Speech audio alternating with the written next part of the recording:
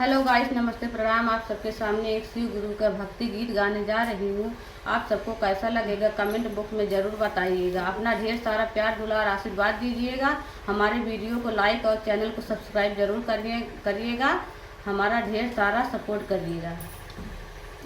कवन कसुरवा शिव गुरु हमारा से भईन हो, हे शिव गुरु हमारा से भईन हो, हे शिव गुरु कवन कलम से लिखला भागता दुख हमर नइखे ओरात हो, हे शिव गुरु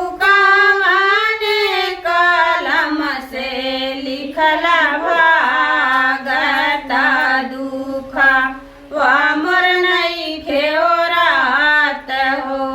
सुखवा शिव गुरु सथिया संगतिया हो, हे शिव गुरु सथिया संगतिया हो, हे शिव गुरु दुखवा में मुहावा लेला सब